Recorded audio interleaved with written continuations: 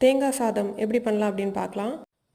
இதுக்கு கொஞ்சமாக எண்ணெய் ஊற்றிட்டு எண்ணெய் காஞ்சதுக்கு அப்புறமா 1 டேபிள் ஸ்பூன் கடுகு, 1/2 டேபிள் ஸ்பூன் உளுத்த பருப்பு ரெண்டும் சேர்த்து போட்டுடலாம்.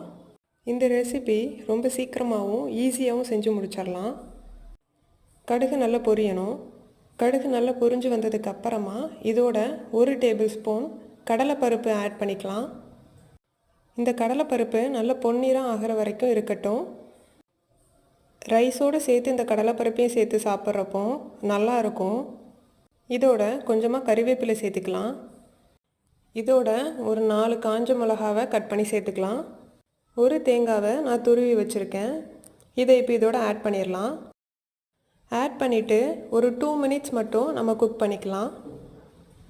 இதுக்கப்புறமா தேவையான அளவு சால்ட் சேர்த்துக்கலாம். சால்ட் சேர்த்துட்டு நம்ம கலந்து விட்டதுக்கு அப்புறமா நான் 1 பவுல் அளவுக்கு ரைஸ் எடுத்து வச்சுருக்கேன். அந்த ரைஸையும் இதோட ஆட் பண்ணிவிட்டு கலந்து விட்டுறலாம். இந்த தேங்காய் சாதம் ஒரு 5 மினிட்ஸ்லேயே நம்ம செஞ்சு முடிச்சிட முடியும். இதை அப்படியே சூடோடு நம்ம சர்வ் பண்ணலாம். நெக்ஸ்ட் வீடியோவில் பார்க்கலாம். பை.